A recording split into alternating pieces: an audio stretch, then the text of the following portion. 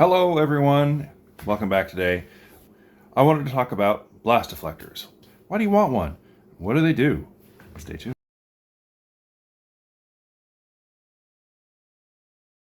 Blast deflectors, blast forwarding devices, blast shields, blast diverters, whatever they are, they typically are a metal sleeve or shroud that goes over a muzzle device at the end of your gun. The short version. What do they do? Direct sound, noise, concussion forward and away from the shooter and other bystanders if you happen to have any. This is a great idea for indoor shooting. In addition, sometimes they're not a bad idea while you're out on a outdoor public range, just depending on how close you are to the next person. Holy cow, man! I'm gonna kick you for a concussion. That's a 22 short. Oh, is that what that was? That sounds like Oh.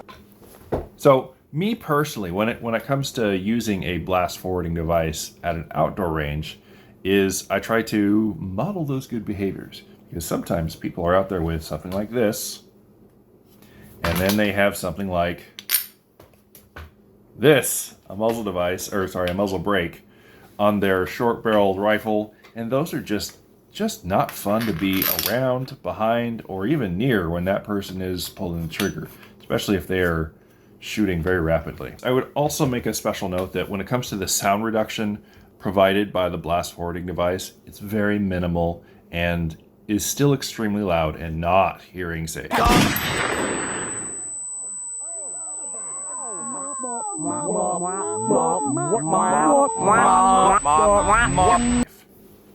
Very loud. If you really want hearing safe, maybe you should just ditch the blast deflector altogether and just get a suppressor.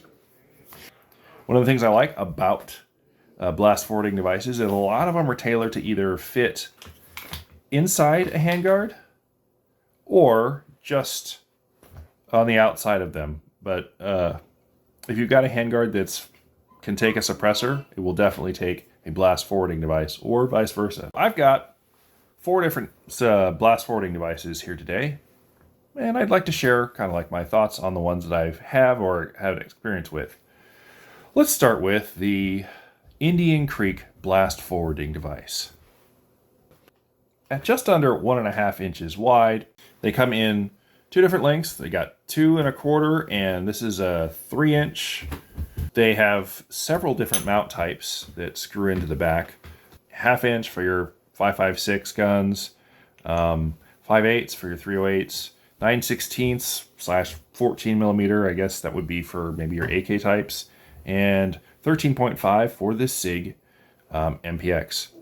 I really liked using these because they're not muzzle device dependent. As long as you've got a muzzle device that would fit the inside diameter of about 1 inch, it'll work over it. What I like about what it does is it kind of makes it look like it's just an extension of the handguard, instead of it just abruptly stopping.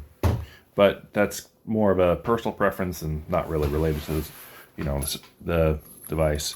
The mounting system is not flush, because the whole point of this is so that this goes over your barrel, and then you can just screw your muzzle device in front of it, and then screw your blast forwarding device on after that.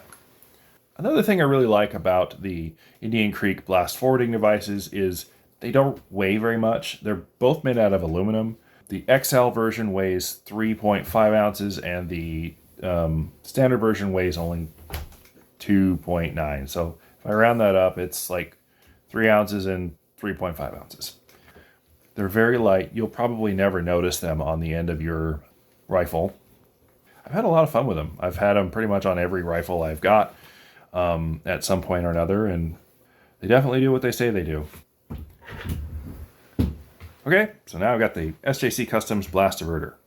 I've used this for a while. I actually like this almost better than the Indian Creek, and the main reason why is I can use the knurled diverter tube, or this cap here, to swap its orientation from this flat face to this cupped section, so that it can work with pretty much any muzzle device that I'm aware of, including the flared ones like that you would find on like the OSS, because this will work. If I use the flat end, this will fit over an OSS device, which is actually kind of nice. Of course, a lot of people probably have seen these. This is the Strike Industries suppressor. I like this is kind of neat, especially the way that they had this unique mounting system and the way that it just ratchets on. There also is a light version of this, which shaves about 3 ounces off. This particular suppressor by itself weighs 9 ounces. That's about a half a pound that you can put on the end of your barrel, which is kind of neat if you've got a rifle that you want to put a little bit of weight on the end. This is not a bad idea. So, for example, like the Desert Tech MDR. No, this is not the correct device. But the Desert Tech MDR, if you're using their muzzle device, you could stick this on there and shift the weight a little forward for just to alter the balance. It's kind of neat. So there are some cons related to these blast forwarding devices.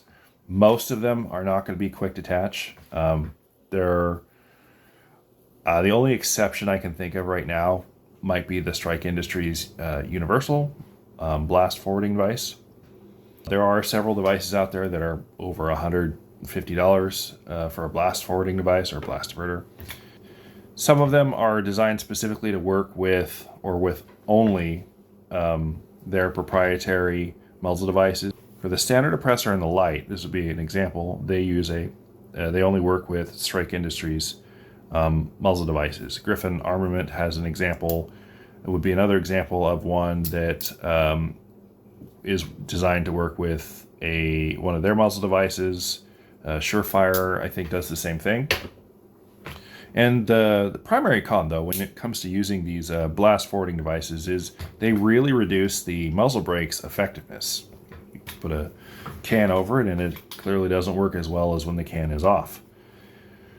And essentially what you've done is you've taken all of that recoil reduction ability and you have reduced it to the effectiveness of a linear compensator. Or basically that's what you have, is a linear compensator, and those aren't very good for recoil reduction.